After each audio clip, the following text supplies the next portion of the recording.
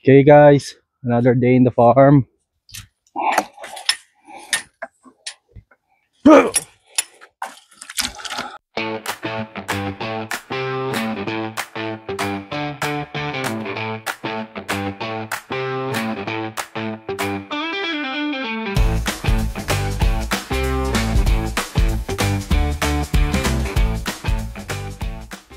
So mag-aayos tayo ng ating mga fence ngayon.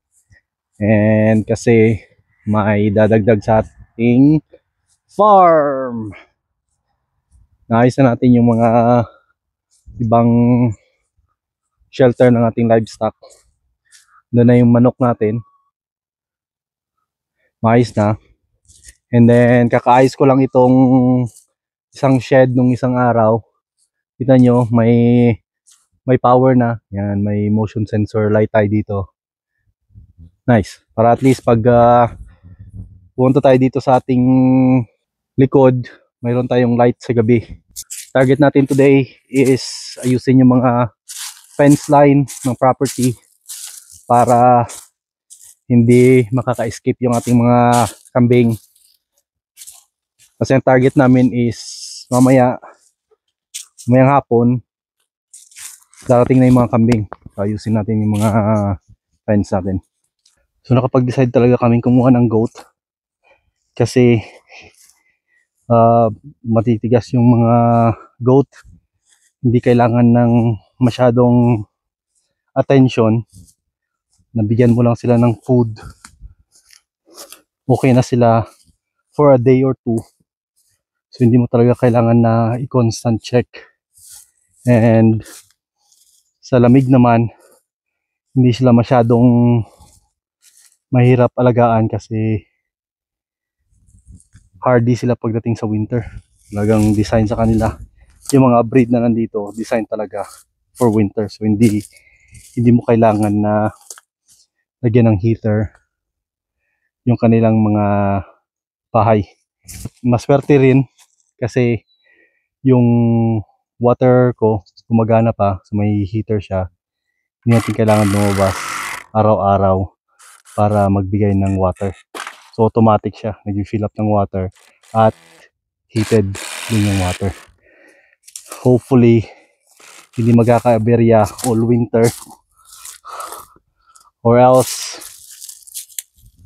mag-iigib tayo ng water sa goat for the whole winter.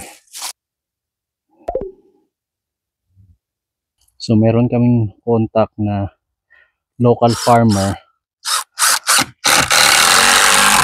Siya nagturo sa akin kung anong dapat gawin dito sa ating goat area. Kaya nalaman ko ito. 3 days later. Hihintay si Maxine. What's up, Maxine?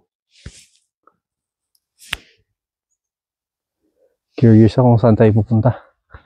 So, gusto kong ikutin natin yung fence line na inayos natin nung para masigurado kasi bukas na yung napag-usapan namin na ihahatid yung ating kambing. The next day. Alright, on the way na tayo para mag-pick up ng ating goat. One more mama out there. Oh, that's the white one? Yeah, that white one there, and then that white with the black head with the orange tag. Those two are the mamas. There is actually that black one out there with the white front legs. But white, oh, that one. I don't think it's actually her. But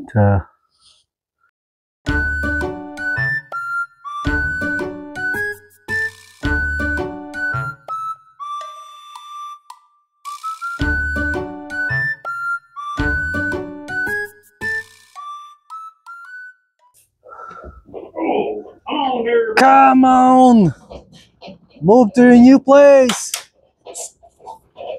Go, go, go, go. Go, go, go.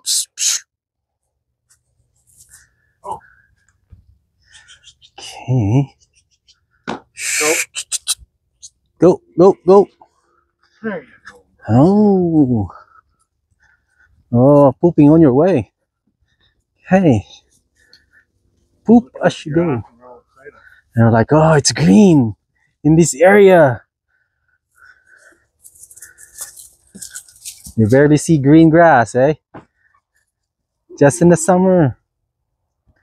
So that's the house. That'll be good. That'll be good for Tonight for sure, and then tomorrow. pick them out there. And I'll let them out and then bring them back up and they should be okay. So yan na yung goat natin, guys. Mabuta tayo ng gabi. So, yan na sila, oh.